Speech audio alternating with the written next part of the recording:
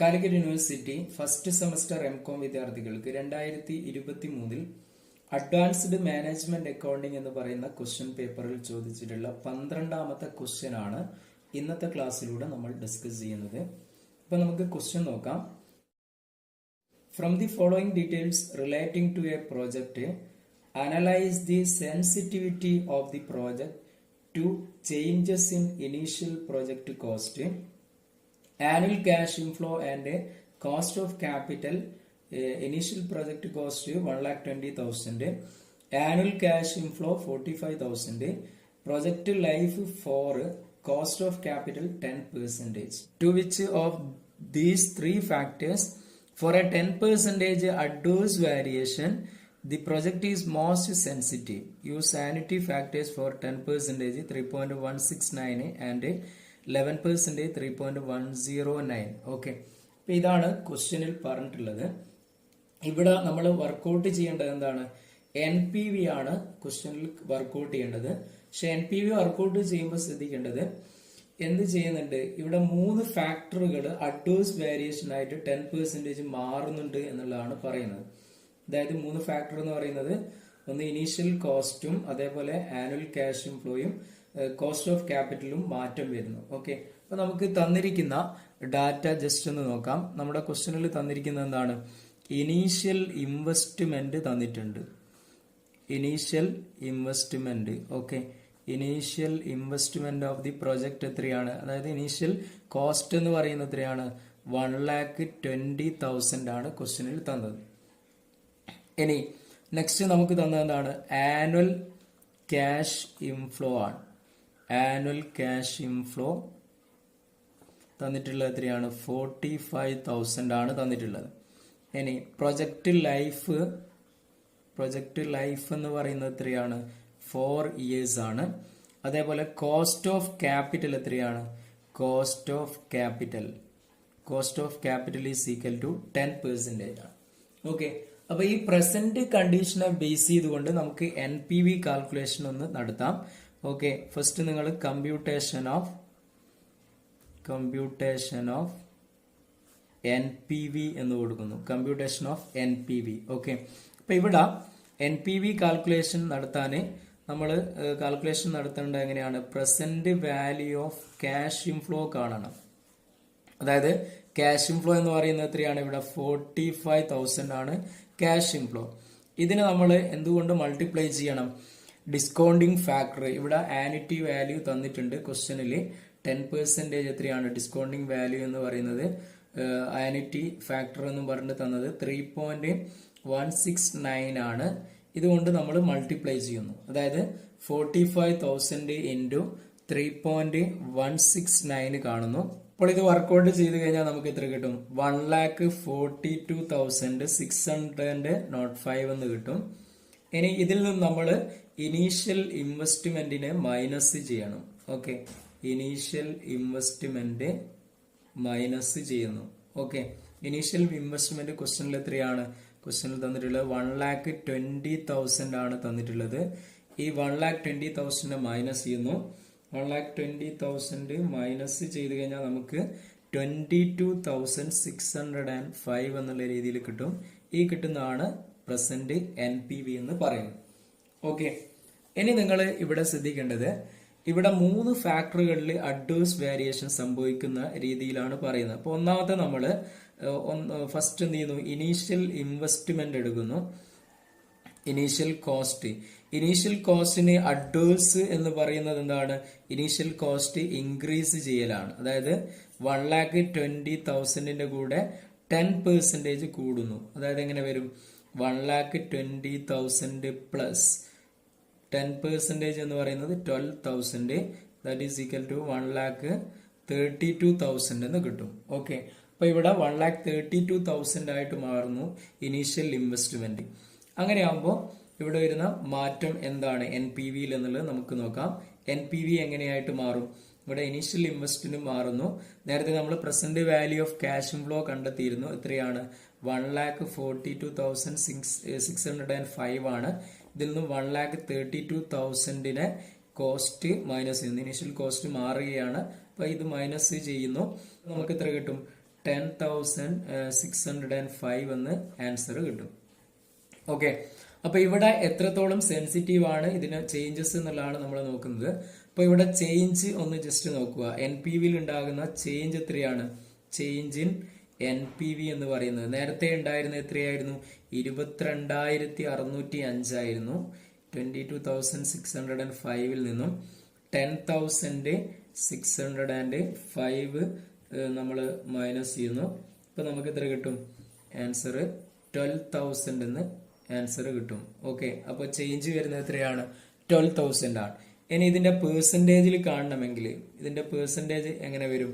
Percentage കാണുന്നത് 12,000 divided by എന്തെടുക്കുന്നു? 22,605 into 100 കാണുന്നു. Answer 53.08% എന്ന് കിട്ടും. ഓക്കെ, ഇനി ഇവിടെ നെക്സ്റ്റ് രണ്ടാമത്തെ കേസിൽ ആനുവൽ ക്യാഷ് ഇൻഫ്ലോ മാറ്റം വരുന്നു. ഓക്കെ, ആനുവൽ ക്യാഷ് ഇൻഫ്ലോയിൽ മാറ്റം വരുന്നു. അതായത് ആനുവൽ ക്യാഷ് ഇൻഫ്ലോ നമ്മുടെ ക്വസ്റ്റ്യനിൽ തന്നത് എത്രയാണ്? 45,000 ആണ് ആനുവൽ ക്യാഷ് ഇൻഫ്ലോ തന്നത്. ഇത് അഡ്വേഴ്സ് ആകുക എന്ന് പറഞ്ഞാൽ എന്താണ്? ആനുവൽ ക്യാഷ് ഇൻഫ്ലോ അഡ്വേഴ്സ് ആകുക എന്ന് പറഞ്ഞു കഴിഞ്ഞാൽ ആനുവൽ ക്യാഷ് ഇൻഫ്ലോ ഡിക്രീസ് ചെയ്യലാണ്. അതായത് 10% ഡിക്രീസ് ചെയ്യുന്നു. അതായത് 45,000 നിന്നും 10% ഡിക്രീസ് ചെയ്ത് കഴിഞ്ഞാൽ എത്ര കിട്ടും? 40,500 എന്ന് ആൻസർ കിട്ടും. അപ്പൊ നമ്മൾ പുതിയ present value of cash inflow കാണണം. Present value of cash inflow എങ്ങനെ വരും? 40,500 ഇൻറ്റു 3.169. ഇത് നമ്മുടെ ക്വസ്റ്റ്യനിൽ തന്നതാണ്. 3.169 എന്നുള്ളത് ആനുറ്റി വാല്യൂ തന്നിട്ടുണ്ട്. 1,28,344.5 എന്ന് കിട്ടും. അത് നമുക്ക് റൗണ്ട് ചെയ്ത് എഴുതാം. 1,28,345 എന്ന് കൊടുക്കാം. ഇതിൽ നമ്മൾ ഇനീഷ്യൽ ഇൻവെസ്റ്റ്മെന്റ് മൈനസ് ചെയ്യുന്നു. ഓക്കെ, ഇനീഷ്യൽ ഇൻവെസ്റ്റ്മെന്റ് നമ്മുടെ ക്വസ്റ്റ്യനിൽ എത്രയാണ്? ഇനീഷ്യൽ ഇൻവെസ്റ്റ്മെന്റ് എന്ന് പറയുന്നത് 1,20,000 ആണ് തന്നത്. ഈ 1,20,000 മൈനസ് ചെയ്ത് കഴിഞ്ഞാൽ നമുക്ക് എത്ര കിട്ടും? 8,345 എന്ന് കിട്ടും. ഈ കിട്ടുന്നത് എന്താണ്? NPV ആണ്. ഓക്കെ, അപ്പോൾ ഇവിടെ NPVയിൽ ഉണ്ടാകുന്ന മാറ്റം എന്താണ്? ചേഞ്ച് ഇൻ NPV എന്ന് പറയുന്നത് 8,345 ആണ് നിലവിലുള്ളത്. ഓക്കെ, അപ്പൊ ഇത് നമ്മൾ നേരത്തെ കിട്ടിയ 22,605 ആയിരുന്നു നേരത്തെ കിട്ടിയത്. അതിൽ നിന്ന് മൈനസ് ചെയ്യണം. അപ്പൊ നമുക്ക് എത്ര കിട്ടും? 14,260 എന്ന് ആൻസർ കിട്ടും. ഓക്കെ, ഇനി ഇതിന്റെ പേഴ്സൻറ്റേജ് ജസ്റ്റ് കാണുന്നു. അതായത് എങ്ങനെ വരും? 14,260 ഡിവൈഡഡ് ബൈ 22,605 ഇൻറ്റു 100. ഓക്കെ, 63.08 എന്ന് പെർസെൻറ്റേജ് കിട്ടും. ഓക്കെ, അപ്പൊ ഇവിടെ രണ്ട് മാറ്റങ്ങൾ നമ്മൾ കാണിച്ചു. 3 ഫാക്ടറുകൾ മാറുന്നതാണ് പറഞ്ഞത്. ഇനീഷ്യൽ കോസ്റ്റിന്റെ പറഞ്ഞു, ആനുവൽ ക്യാഷ് ഇൻഫ്ലോ പറഞ്ഞു. ഇനി കോസ്റ്റ് ഓഫ് ക്യാപിറ്റൽ വരുന്ന മാറ്റം കൂടെ നമുക്ക് പറയാം. ഇനി അടുത്ത മൂന്നാമത്തെ നമ്മൾ കോസ്റ്റ് ഓഫ് ക്യാപിറ്റൽ മാറുന്നത് പറയുന്നു. അതായത് കോസ്റ്റ് ഓഫ് ക്യാപിറ്റൽ 10% ആണ് നിലവിലുള്ളത്. ഓക്കെ, കോസ്റ്റ് ഓഫ് ക്യാപിറ്റൽ നിലവിൽ 10% ആണ്. ഇനി കോസ്റ്റ് ഓഫ് ക്യാപിറ്റൽ അഡ്വേഴ്സ് ആവുക എന്ന് പറഞ്ഞു കഴിഞ്ഞാൽ എന്താണ്? അഡ്വേഴ്സ് ആവുക എന്ന് പറഞ്ഞു കഴിഞ്ഞാൽ കോസ്റ്റ് ഓഫ് ക്യാപിറ്റൽ ഇൻക്രീസ് ചെയ്യലാണ്. അതായത് 10%ന്റെ കൂടെ നമ്മൾ എന്ത് ചെയ്യുന്നു? 10% ആണ് നിലവിൽ കോസ്റ്റ് ഓഫ് ക്യാപിറ്റൽ തന്നത്. ഓക്കെ, ഇതിന്റെ കൂടെ 10% ഇൻക്രീസ് ചെയ്യുന്നു. അതായത് 10ന്റെ കൂടെ 10% ഇൻക്രീസ് ചെയ്യാന്ന് പറഞ്ഞു കഴിഞ്ഞാൽ എത്ര വരും? 10+1 എന്ന് വരും. അതായത് 11% ആയിട്ട് കോസ്റ്റ് ഓഫ് ക്യാപിറ്റൽ മാറും. ഓക്കെ, അതായത് നേരത്തെ ഉണ്ടായിരുന്ന നമ്മുടെ പ്രസന്റ് വാല്യൂവിൽ മാറ്റം വരുന്നു. അപ്പം present value of cash inflow എങ്ങനെ വരും? 45,000 ആണ് നമ്മുടെ ക്വസ്റ്റ്യനിൽ ആനുവൽ ക്യാഷ് ഇൻഫ്ലോ ഇൻറ്റു 11%ന്റെ വാല്യൂ ക്വസ്റ്റ്യനിൽ തന്നത് 3.109 ആണ്. ശരിക്കും 3.109 അല്ല വരുന്നത്, ചെറിയൊരു മാറ്റമുണ്ട്. 3.103 എന്നുള്ള രീതിയിലാണ്. പക്ഷെങ്കിൽ നിങ്ങളെ ക്വസ്റ്റ്യനിൽ ഈ വാല്യൂ തന്നത് കൊണ്ട് അതുകൊണ്ട് തന്നെ നിങ്ങൾ വർക്ക്ഔട്ട് ചെയ്താൽ മതി. 45,000 into 3.109 okay is equal to 1,39,905 എന്ന് കിട്ടും. ഇതിൽ നമ്മൾ ഇനീഷ്യൽ ഇൻവെസ്റ്റ്മെന്റ് കുറക്കുന്നു. ഇനീഷ്യൽ ഇൻവെസ്റ്റ്മെന്റ് എത്രയായിരുന്നു? 1,20,000 ആയിരുന്നു ഇനീഷ്യൽ ഇൻവെസ്റ്റ്മെന്റ്. അപ്പൊ 1,20,000 കുറച്ച് കഴിഞ്ഞാൽ നമുക്ക് എത്ര കിട്ടും? 19,905 എന്ന് കിട്ടും. ഇതാണ് NPV എന്ന് പറയുന്നത്. അപ്പൊ ഇവിടെ ചേഞ്ച് എങ്ങനെയാണ് വരുന്നത്? NPVയിലുള്ള NPV ചേഞ്ച് ആവുന്നത്, നേരത്തെ ഉണ്ടായിരുന്ന NPV എന്ന് പറയുന്നത് 22,605 ആയിരുന്നു. അതിൽ നിന്ന് 19,905 മൈനസ് ചെയ്യുന്നു. ഓക്കെ, അപ്പൊ നമുക്ക് എത്ര കിട്ടും? 2,700 എന്ന് കിട്ടും. അതായത് ഇവിടെ പെർസെന്റേജ് കണ്ടു കഴിഞ്ഞാൽ എങ്ങനെ വരും?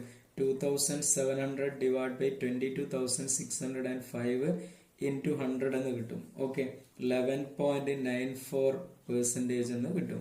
ഓക്കെ, അപ്പോൾ ഇവിടെ നിങ്ങൾ ശ്രദ്ധിക്കേണ്ടത്, നിങ്ങളുടെ ക്വസ്റ്റ്യനിൽ 11%ന്റെ ആനുറ്റി ഫാക്ടർ തന്നിട്ടുള്ളത് 3.109 ആണ്. പക്ഷെങ്കിൽ ഇത് ശരിക്ക് വരുന്നത് 3.109 അല്ല, 3.104 എന്നുള്ള രീതിയിലാണ് വരുന്നത്.